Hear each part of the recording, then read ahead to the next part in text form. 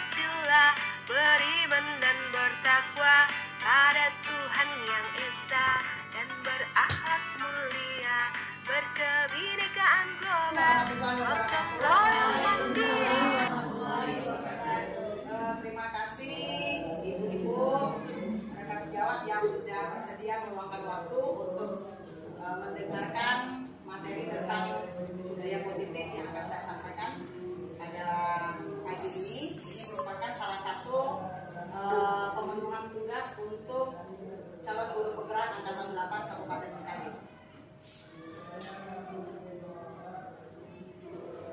Puji dan syukur kita sampaikan kehadirat Allah Subhanahu wa taala yang telah memberikan kita kesehatan dan kesempatan untuk bisa hadir melaksanakan tugas kita pada pagi hari ini dengan satu tujuan mensukseskan anak bangsa.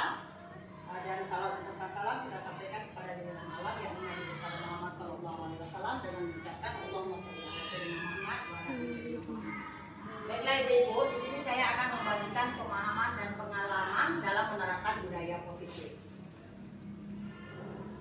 Diseminasi budaya positif yang saya buat untuk pemenuhan tugas dalam guru penggerak angkatan 8 Kabupaten Bengkalis pada modul 1.4 tentang budaya positif.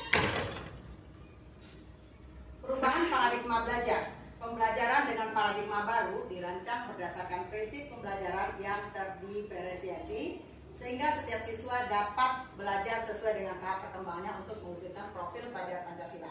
Jadi paradigma itu merupakan satu pandangan yang akan kita lakukan dalam proses pembelajaran. Kemudian yang kedua, disiplin positif. Nah, dalam budaya kita, makna kata disiplin dimaknai menjadi sesuatu yang dilakukan seseorang pada orang lain untuk mendapatkan kepatuhan.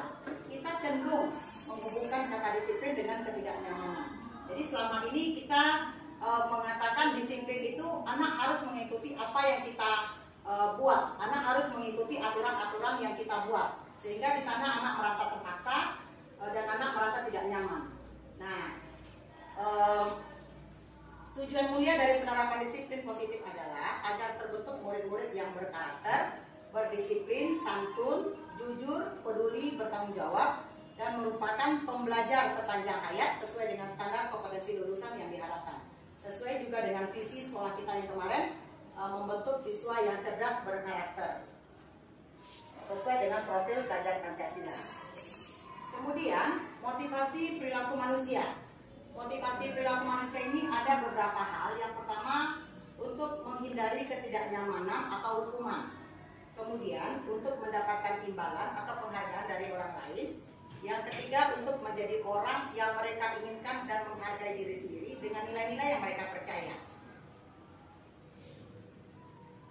Selanjutnya, untuk menghindari ketidaknyamanan atau hukuman, biasanya orang yang motivasi perilakunya untuk menghindari hukuman atau ketidaknyamanan akan bertanya, apa yang akan terjadi apabila saya tidak melakukannya? Seperti siswa kita, mungkin mereka bertanya, kalau saya tidak melakukan, saya mendapatkan apa, Bu? Nah, jadi itu bagi orang-orang yang menghindari ketidaknyamanan atau hukuman yang akan diberikan oleh guru di sekolah. Untuk yang kedua, untuk mendapatkan imbalan atau penghargaan dari orang lain. Orang dengan motivasi ini akan bertanya, apa yang akan saya dapatkan apabila saya melakukannya? Mungkin kita pernah juga melihat siswa kita di kelas, mereka akan melakukan sesuatu karena kita berikan penghargaan. Nah itu mereka akan melakukan, kalau saya lakukan ini Bu, saya dapatkan apa? Gitu. Jadi itu dia mengharapkan akan mendapat imbalan atau penghargaan dari orang lain. Mereka juga melakukan sesuatu untuk mendapatkan hadiah, pengakuan atau imbalan. Nah, ini untuk yang ketiga, motivasi perilaku manusia tadi, untuk menjadi orang yang mereka inginkan dan menghargai diri sendiri dengan nilai-nilai yang mereka percaya. Orang dengan motivasi ini akan bertanya, akan menjadi orang yang seperti apa saya apabila saya melakukannya. Mereka melakukan sesuatu karena nilai-nilai yang mereka yakini dan hargai.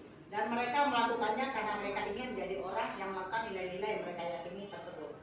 Itu motivasi perilaku manusia dengan penjelasannya. Kemudian ibu-ibu, ada 5 kebutuhan dasar manusia yang seharusnya dimiliki oleh manusia. Yang pertama, kebutuhan bertahan hidup. Kebutuhan bertahan hidup berkaitan dengan mungkin makanan gitu ya, makanan dan minuman, kemudian dengan fasilitas kesehatan dan yang lainnya, sehingga bisa memenuhi kebutuhan bertahan hidupnya. Kemudian kasih sayang dan rasa diterima, kebutuhan untuk diterima. Jadi kita mungkin pernah melihat di kelas kita, kelas yang kita pegang atau peserta didik yang kita bina itu ada mungkin mengalami masalah-masalah, apakah dia nakal atau segala macamnya. Mungkin kita perlu lihat lagi ke belakang, kita kembali melihat apa yang menyebabkan anak itu seperti itu. Perilaku dia seperti itu apa penyebabnya? Ya mungkin saja dia kurang kasih sayang dan merasa tidak diterima. Nah, jadi itu yang merupakan ada kebutuhan dasar manusia yang tidak terpenuhi dalam kehidupannya. Kemudian yang ketiga, penguasaan atau kebutuhan pengakuan atas kemampuan. Terkadang kita mengabaikan anak yang punya kemampuan, tapi kita tidak melihat. Jadi sehingga anak itu merasa dia tidak diperhatikan, dia merasa dianaktirikan. Jadi padahal dia punya kemampuan. Jadi penguasaan terhadap pengakuan atas kemampuan itu tidak mereka dapatkan, sehingga mereka membuat tingkah laku yang aneh-aneh yang kadang-kadang tidak sesuai dengan keinginan kita. Kemudian yang keempat, kebebasan, kebutuhan akan pilihan. Nah, sesuai dengan kurikulum Merdeka ya Bu Rani ya, dalam kurikulum Merdeka itu anak diberikan kebebasan sesuai dengan kodratnya. Mereka diberikan kebebasan untuk memerdekakan dirinya sebagai manusia dan memanusiakan manusia. Nah, itu kebutuhan akan pilihan. Makanya dalam kurikulum Merdeka ada diberikan kebebasan kepada anak untuk menentukan pilihannya. Mereka tidak dituntut harus bisa mata pelajaran satu, sementara mereka tidak suka. Gitu. Seperti saya lihat juga di tingkat SMA, itu bahkan pengelompokan kelasnya berdasarkan mata pelajaran yang mereka pilih. Nah, itu untuk kurikulum Merdeka, termasuk dalam kebutuhan dasar manusia, kebutuhan akan pilihan. Yang kelima, kesenangan, kebutuhan untuk merasa senang. Makanya kita usahakan di kelas itu kita membuat anak merasa nyaman dulu. Kalau anak sudah merasa nyaman dan anak merasa senang, maka apa yang kita sampaikan akan dengan mudah mereka terima. Nah, kalau mereka di kelas merasa tidak nyaman karena takut atau segala macam, ketika kita tidak ada di dalam kelas, maka mereka menampakkan sifat aslinya seperti apa. Yang keempat, posisi kontrol restitusi. Nah, di sini ada beberapa posisi kontrol restitusi. Yang pertama, penghukum. Ya, ini sebenarnya posisi kontrol restitusi ini lebih dikaitkan dengan posisi kontrol guru. Ada guru itu sebagai penghukum. Nah, bagaimana ciri guru sebagai penghukum? Kalau guru sebagai penghukum, dia mengeluarkan nada suara yang tinggi. Ketika anak melakukan kesalahan, dia mengeluarkan suara yang tinggi. Kemudian bahasa tubuhnya, kadang dia bahasa tubuhnya sambil menunjuk, gitu ya, atau matanya melotot, atau juga jarinya menunjuk-nunjuk dan tidak jarang menghadik. Itu posisi kontrol guru sebagai penghukum. Nah, seperti contoh, terlambat lagi, pasti terlambat lagi, selalu datang terlambat. Kapan bisa datang tepat waktu? Nah, itu yang diucapkan biasanya oleh seorang guru yang pada posisi kontrol sebagai penghukum. Tanyakan kepada diri Anda, bagaimana perasaan murid bila guru berbicara seperti itu pada saat muridnya datang terlambat. Nah, kita perlu mengkaji ulang. Mungkin saya bukan ingin mengoreksi, tapi mungkin saya terutama mengoreksi untuk diri saya sendiri. Selama kita kembali feedback ke belakang, ketika kita menjadi siswa, ada guru yang berlaku seperti ini kepada kita, bagaimana perasaan kita. Nah, itu mungkin yang dirasakan oleh siswa kita pada saat sekarang ini. Jadi kita mungkin bisa sama-sama belajar. Saya juga belajar untuk memperbaiki diri ke depannya, supaya kita tidak menempatkan diri kita di sekolah ini kepada siswa kita sebagai penghukum. Nah, hasilnya kemungkinan murid marah dan mendendam atau bersifat agresif. Jadi kalau kita menempatkan posisi kita sebagai penghukum, kemungkinan siswa kita itu dia akan menyimpan rasa dendam. Mungkin kalau SD tidak terlalu mendalam gitu ya, tapi kalau di SMP, SMA itu saatnya jam berita dimulai. It's time to begin the first lesson. Kalau di SMP dan SMA, anak yang merasa mereka di bawah tekanan karena gurunya mempunyai posisi kontrol sebagai penghukum, itu merasa menyimpan dendam.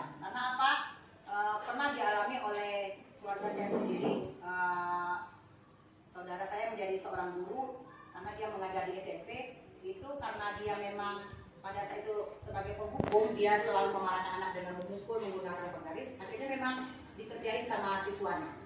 Jadi sepeda motornya dikerjain sama siswanya sehingga pada saat dia mau pulang nggak bisa pulang karena harus diperbaiki dulu. Itu mungkin sifat dendam yang disimpan oleh anak ketika kita memposisikan diri kita sebagai penghukum. Nah, posisi kontrol yang kedua, pembuat merasa bersalah. Nah, kalau pembuat merasa bersalah, beda lagi.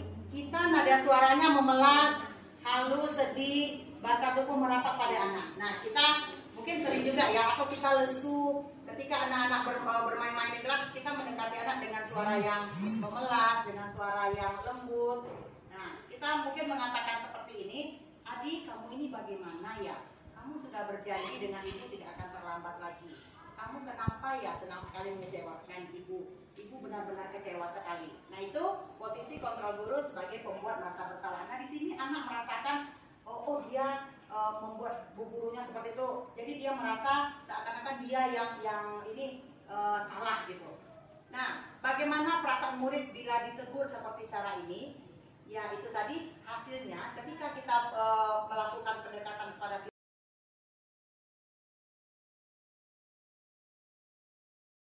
tadi kan Andika sudah melanggar kesepakatan kelas dan keyakinan kelas kita.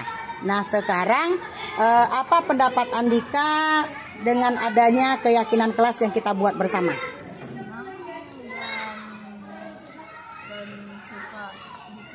Senang dan suka. Nah, jadi dengan Andika melanggar kesepakatan tadi, apa yang akan Andika lakukan ke depannya? Apakah Andika tetap melanggar atau bagaimana? Tidak melanggar lagi kesepakatan kelas yang sudah dibuat ya. Jadi Andika senang dengan adanya keyakinan kelas. Keyakinan kelas itu tujuannya untuk apa? Untuk disiplin. Untuk disiplin. Sama tepat dan tidak boleh terpotong. Iya. Jadi keyakinan kelas itu dibuat untuk dijalankan dengan sebaik-baiknya. Andika merasa terpaksa tadi menjalankannya? Tidak. Oke, terima kasih Andika.